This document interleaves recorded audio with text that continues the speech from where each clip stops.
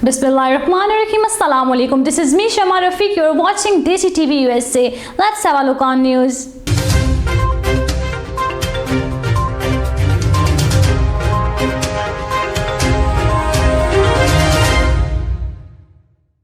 New York City Eric Adam is delivering update on the city effort to combat the COVID-19 pandemic. They have definitely bought a souvenir from this store to bring back to their family. So thank you for keeping your store alive, even through the hard times over the years, because you are a staple to this community.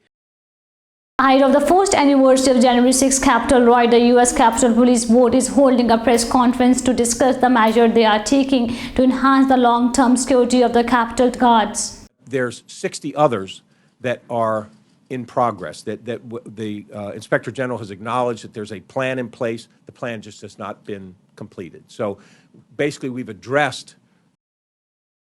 President Joe Biden and the Vice President Kamala Harris are meeting with a member of the White House COVID-19 response team to discuss the limits development related to the Omicron variant. And people not vaccinated. And let me be absolutely clear. We have in hand all the vaccines we need to get every American fully vaccinated, including the booster shot. So there's no excuse for anyone being unvaccinated. This continues to be a pandemic of the unvaccinated. So we got to make more progress.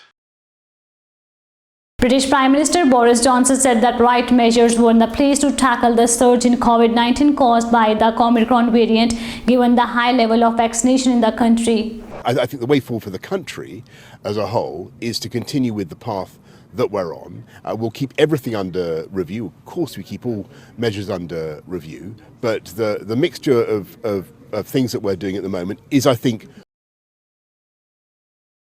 As the COVID-19 cases Omicron to skyrocket in the US, the FDA authorized the third dose of Pfizer biotech in COVID-19 of the vaccine for the age 12 to 16.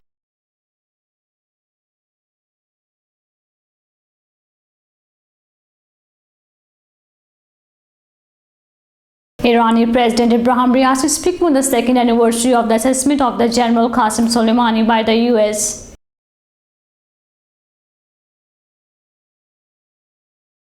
Blinken discussed Russian military build-up with the NATO allies. U.S. Secretary of State Antony Blinken on Monday discussed Russia's military build-up along the Ukraine border with the Rusted 9 group of NATO allies. The State Department said in the statement, Blinken stressed the U.S. commitment to the continued close consultation and the coordination with all of the transatlantic allies and the partner as we work toward declaration through deterrence, defense, and dialogue.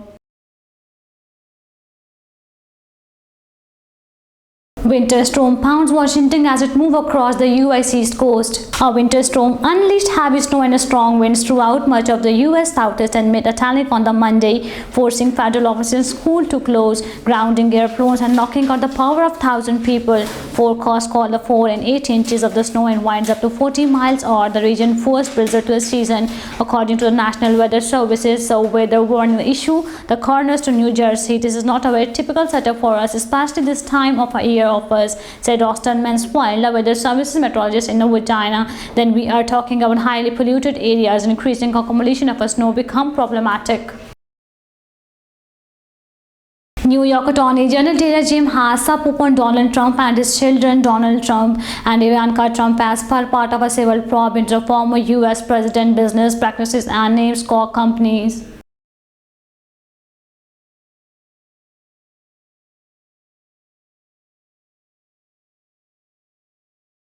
President Joe Biden is virtually meeting with independent farmers and renters to discuss his administration plan to boost expansions and reduce the prices in the industry. A new president has been created since January last. Unemployment is down to 4.2%, 3 years ahead of predictions.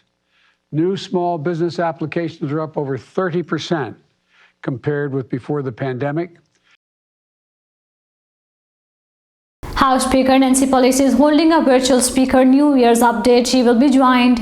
This a launch of 2022, a year that's going to be one where we show the public that Democrats deliver, that we show the difference between the parties as we go forward.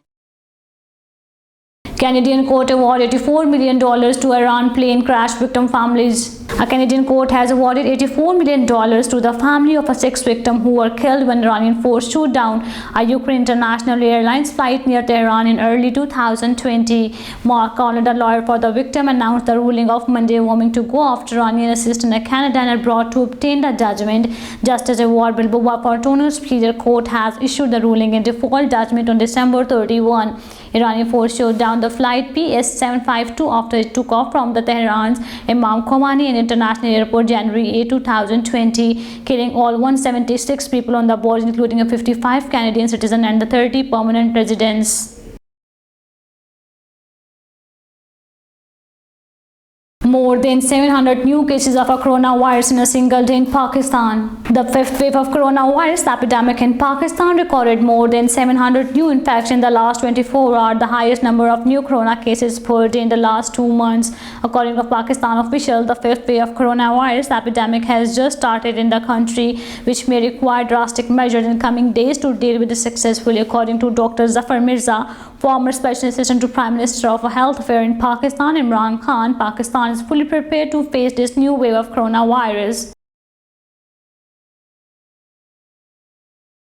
That's all for now. Keep watching Desi TV US and visit our website www.desitvusa.com. Fi Aman Allah.